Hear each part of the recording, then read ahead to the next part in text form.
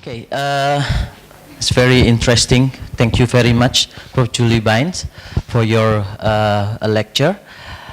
We heard how the rotavirus was discovered at the beginning, and then it comes out that this rotavirus is become a big burden in many countries, not only in developing countries but also in developed countries.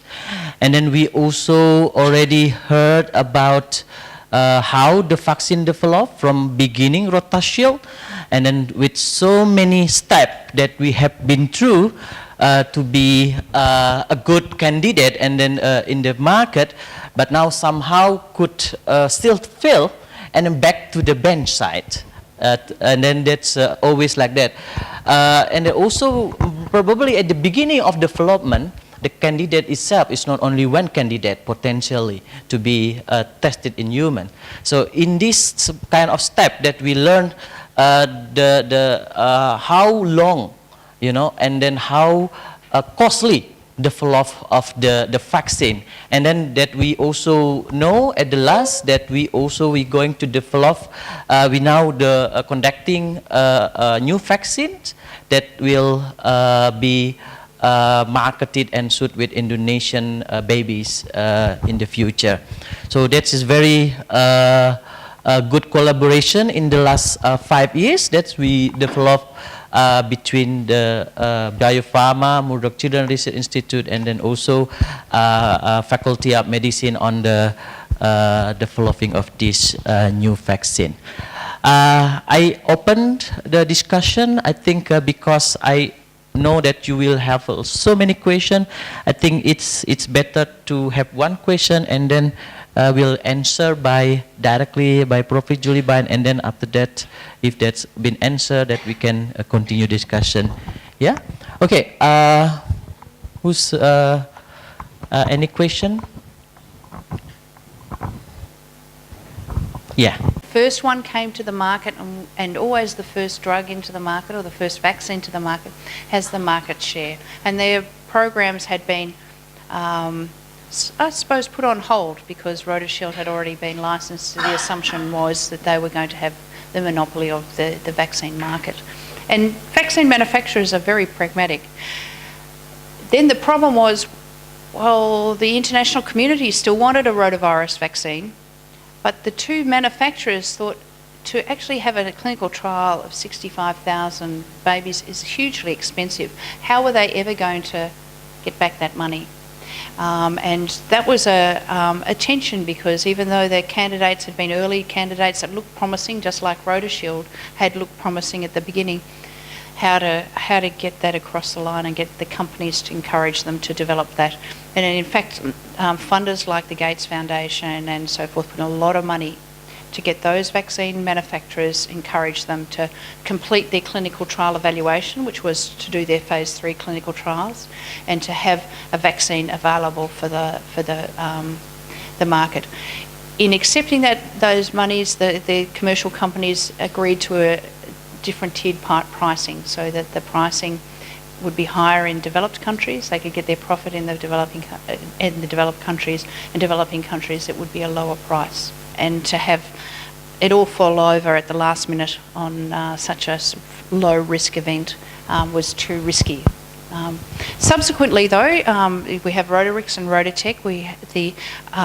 In the commercial setting at the moment, there are vaccines that are currently being made not only at Biopharma, but in India. There are 3 vaccines being developed in India, and one has just made licensure in India, and 2 are following on. They're very similar to the Rotatech vaccine from the NIH, the original El Capitan laboratory, and they've been more or less assisted a lot by the Gates Foundation and Gavi, because India is a huge burden of rotavirus gastroenteritis, and even one company, 2 companies, 3 companies cannot support all the babies of the world if they're all going to receive a rotavirus vaccine. So there needs to be more than 1, 2, 3, 4 manufacturers or more making vaccine if we're going to vaccinate all children. So thank you for your question. So I don't know whether anyone will pick up, but it's been such a bad experience for anyone associated with RotaShield. It would be difficult to see how commercially viable that would be. Okay, so that means that even the vaccine is already taken from the market and then could be back again into the trial. Yes, could be. Yes, that's what's been done in Ghana. They've had a phase 1 and phase 2 trial in Ghana, and it is quite immunogenic. And it probably will protect. The thing that is quite different with the RotaShield vaccine to the other vaccines, and also is that even in the early clinical trials, it appears that the rhesus component of that was quite reactogenic. So a lot of babies got fever. There was a lot of abdominal complaints, and there was a lot of bleeding, but not intussusception. So it was a much more reactogenic vaccine than the Rotatec, Rotarix, and certainly the RV3. So something, they postulate maybe it's something to do with the rhesus component of that vaccine. Since 2011, we can assess that vaccine in Indonesia. So you already mentioned also about safety concern from rotavirus vaccine is intussusception. So we invited student residency from pediatric. They are still the new residents. So as a clinician, what should they or we have aware about intussusception as a clinician? Yeah, thank you. So intussusception, as you very probably have been aware, it's the most common pediatric surgical gut problem in children less than 12 months in terms of treatable surgical abdominal obstruction, so that they can get very quickly sick or shocked. Sometimes you can feel a mass in the belly because of the mass of the swelling around the bowel as it's moved in one part to another. Like a lot of things, being aware of intussusception is probably the best message I could give, because it is not uncommon. It's in that it is something that is seen irrespective of vaccination. The number of cases you'll probably see with introduction of vaccine are going to be so tiny, but as a general teaching principle, intussusception is something that you should always think about in an infant, particularly around 6 to 10 months of age. There is an increase in the incidence around that time that presents with acute bowel obstruction, particularly if there's presence of blood in the stool. There is a clinical case definition that from the Brighton collaboration, which is something that we've been trying to use in the trial, which looks at the clinical symptoms to look at whether it is just based on clinical parameters before you actually go into any X-ray, or ultrasound or something, to raise the suspicion. If these things are features that you see, then it may be intussusception and you need to get a paediatric surgeon involved with that baby. Intussusception is an eminently treatable condition, and it can be treated either surgically or non-surgically. And whether you surgically treat it or non-surgically, it depends a little bit on the experience of regions. In Australia, we would treat it with a gas enema under ultrasound control. Liquid enema is another way to do it. So with that, either gas or liquid, it pushes the bowel back to where it was before, and usually it will stay there with no other sequelae, and babies go home within a day, either the same day or the next day, with no sequelae. So it's eminently treatable. The babies who have a delay in diagnosis are the ones where the bowel's compromised, and sometimes they will need a resection because the bowel dies, or they can die.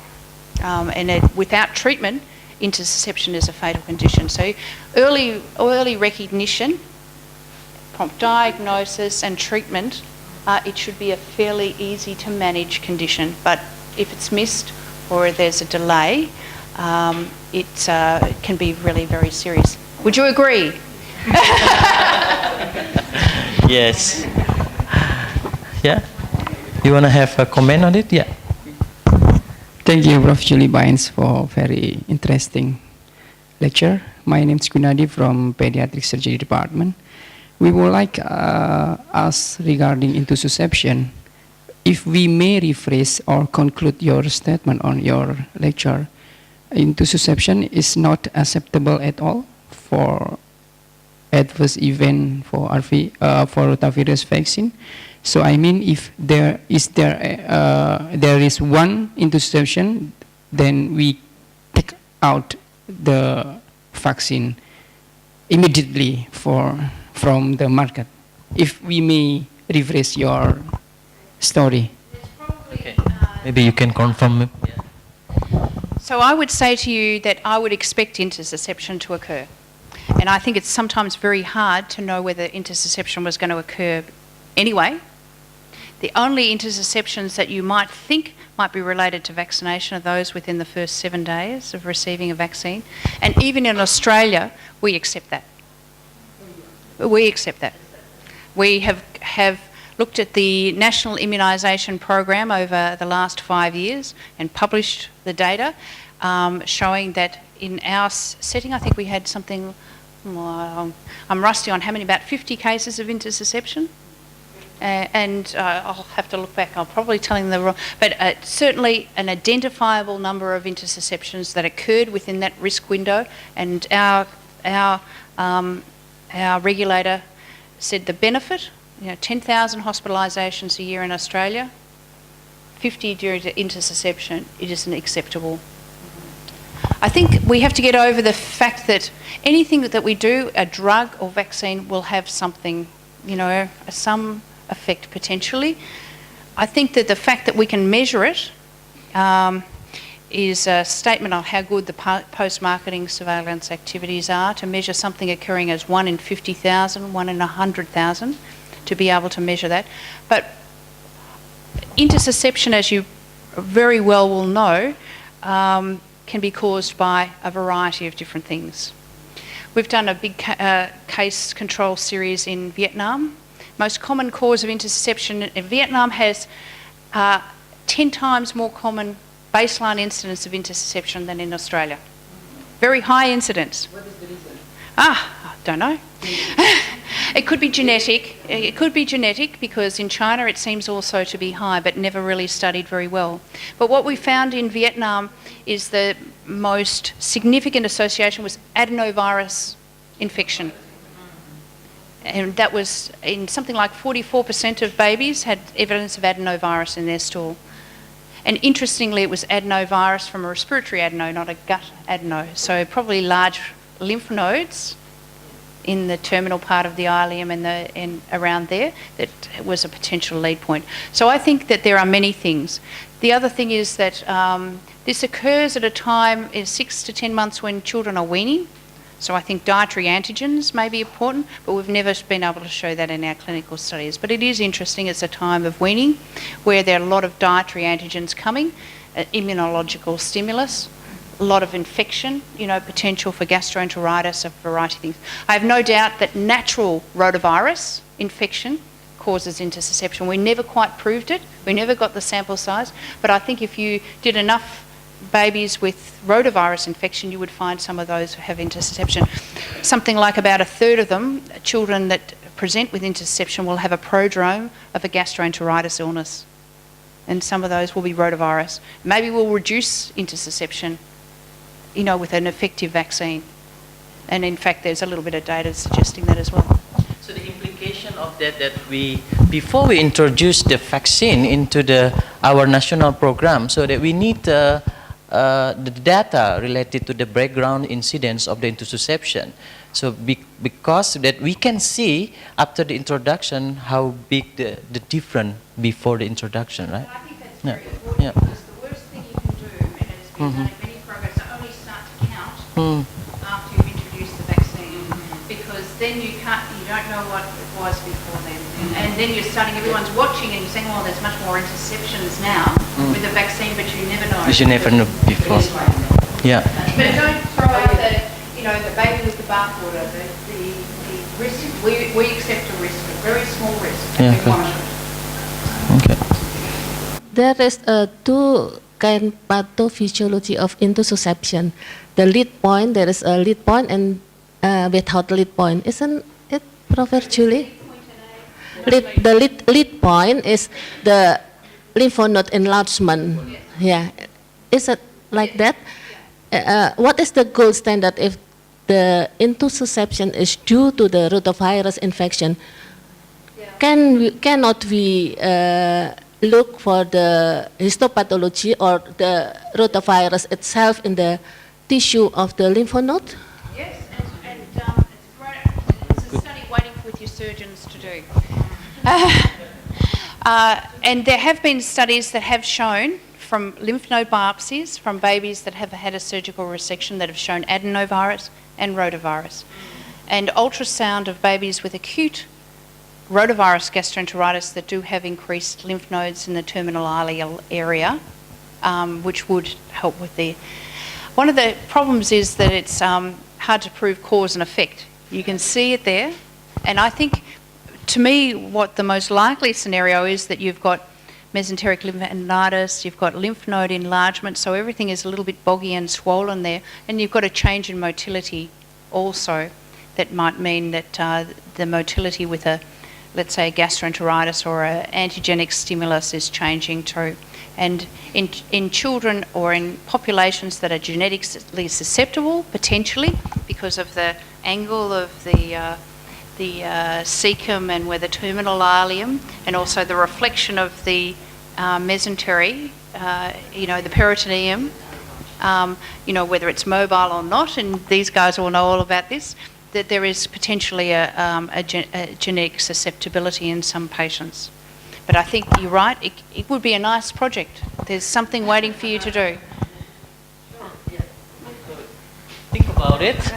So make a protocol. Right, your hand. Okay, second question, okay. Thank you. Second question. There are some studies show that there is a correlation between biliary atresia and rotavirus. Indeed, the finding is not consistent. What is your comment about that? About dehydration and The biliary, yeah. Interestingly, that's a really interesting question. We've looked quite a lot at that. In particular, animal strains of rotavirus might be more susceptible, but they've done lots of studies. It's very hard to do a study. There is an animal model they've been working on, but it seems like for the human association is with animal rotaviruses, and so in that model, potentially reassortants with animal rotaviruses might be a bit more susceptible. Been a lot of work on it. It's never been proven, and we've looked back at all our biliary atresias and not really found anything either. From our experience, looking back at all the, whether they had any evidence of any diarrheal infection, any evidence of anything in the liver, in terms of on the biopsies of any rota or within the bile ducts, and found nothing either. So I think that's a good question. Clearly something happens in those babies, but I don't know that it's going to be rota. And interestingly, I don't know how...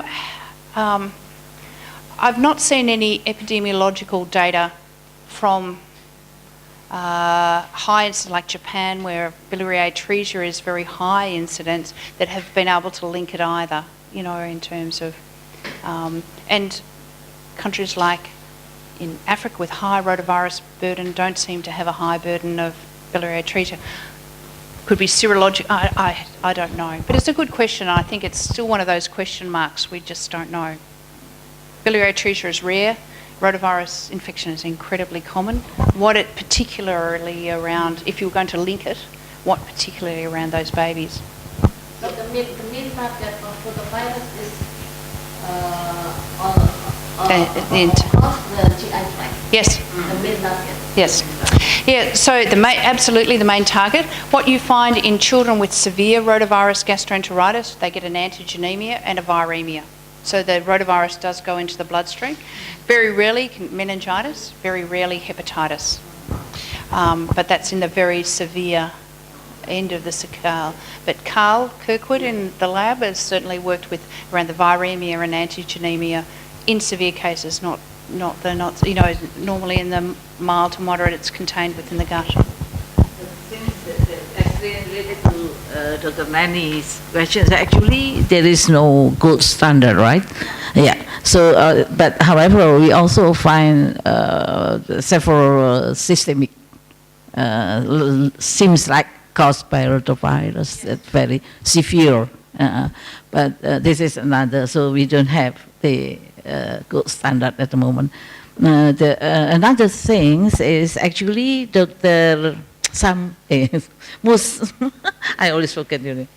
Mahmoudi, yeah, you also supervised the study with Dr. Bayu, right? On the rotavirus, what is studied, huh? And you and me. Actually, we did have the data on the prevalence before the interception, yeah, the surgery, yeah. So I think it's good that we start again with the interception and rotavirus from now, because, and also the genetic, because Dr. Gunadi his PhD is on genetic, right? So that similar to the study of what is that, the DT's PhD program? His broom, but in this case, rotavirus is not yet being studied, right? Thank you. There is questions. Hi, Professor, thank you. I have a question regarding with more to immunological science. You said that before there is an natural infection to the neonatal age. I have a question regarding our vaccine. We gave the neonatal schedule that before 48 hours. Will it bring us advantage or disadvantage to the children that already has the natural infection, because we add some attenuated live virus to the babies? If they already has the natural infection, will it bring their advantage or disadvantage? And is there I have a question also about the local immunological response, because as far as I know, the natural infection is transmitted transplacental, and it will activate the humoral immune response from the babies. But how about the local immune response of the baby? Because at neonatal age, it's it's not mature yet. So maybe. Okay. Yes. So the first part of the question was, or should I answer the second part? The first part was about. The first part is about The babies already have. Oh yes. If they've or the natural infection in the neonatal infection is something that's usually endemic in nurseries. So the babies pick it up from another baby. Going to their mouth, and the swelling of the nappies and so forth, and aerosolized, and so they pick it up. So it will not affect, as far as I'm aware, the type of immunological response. If anything, it'll boost it, because you'll get more than one serotype, coming, and so that the potential for protection might even be better, as long as the babies aren't sick. And it's a natural asymptomatic infection. The more exposure you can get, and that's why we are all well protected and don't get diarrhoea from rotavirus, because our immune system's primed many times a year. We get rotavirus infection many times a year, and we're primed many times to produce infections. In elderly people, often rotavirus comes back too, because they're not being primed unless they're with their grandchildren all the time and getting primed, and their immune system. And in terms of the question about maternal antibodies and antibodies, what the baby receives from the mother, maternal antibodies coming through, can interfere with the vaccine take. When you take the vaccine or a natural virus, as you quite rightly say, it goes down to the mucosa, it infects the mucosa. The primary immunological protection is offered by salivary IgA, produced by the mucosa of the gut. That's the local reaction that actually creates your immunity. When the gut is exposed to the infection, that memory is kept in the lymph nodes, and so when it's reinfected, it recognises and produces more salivary IgA. With maternal antibodies, are postulated to be also a reason why the other vaccines don't work so well in developing countries. Maternal antibodies, we know in the studies done here and elsewhere, that maternal antibodies to rotavirus are very high, and that will come via cord. There's also from breast milk. It gives you passive immunity on both of those things, and both of those are challenges to vaccine take.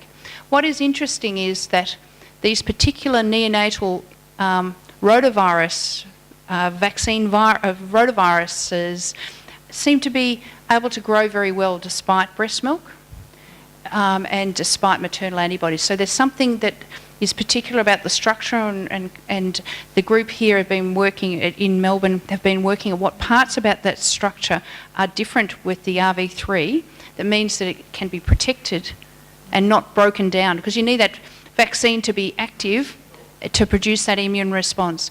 So it appears that there are some parts of the way that the rotavirus you might have noticed the little spiky bits are protected in RV3, but not in the other more symptomatic rotaviruses.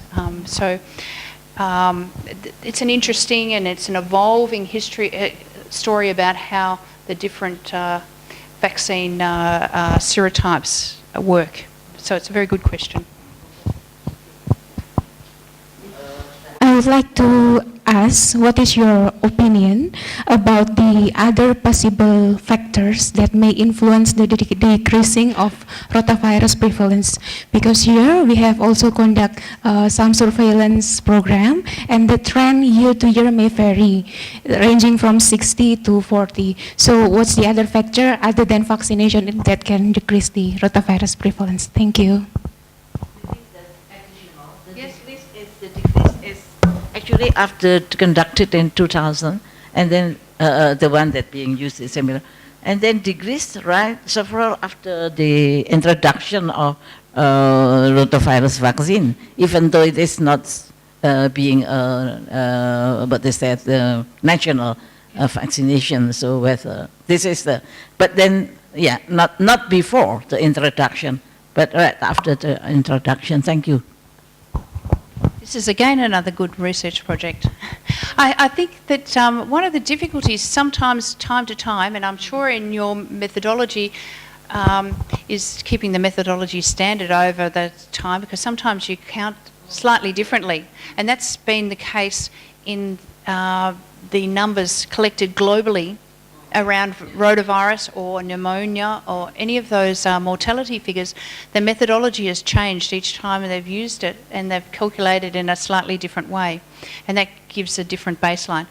I wonder also too that simple things like the rooming in policies or hand hygiene, a variety of other things that make the spread from the aerosolized or from fecal, touch may have influenced things as the hospitals are becoming much more sophisticated and people are much more aware of infection control and so forth. That certainly seems to be effective in our setting as well.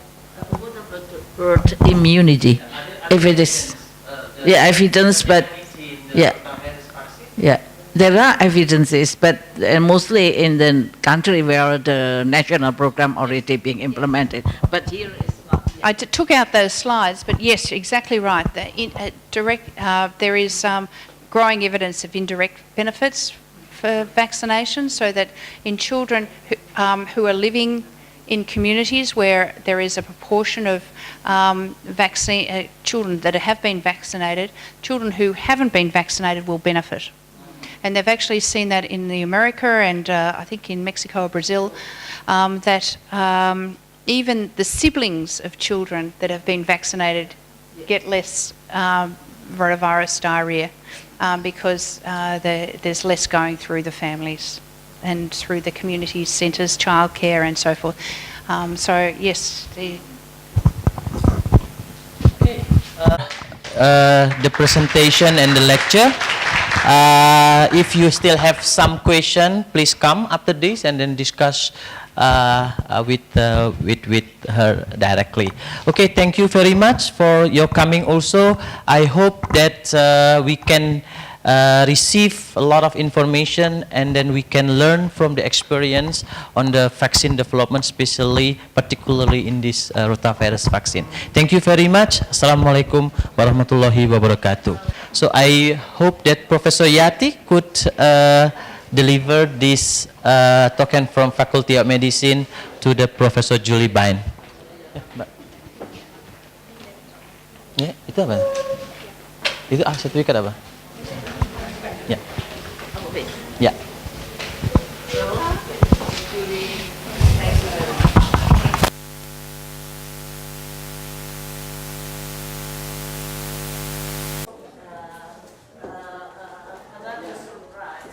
This is from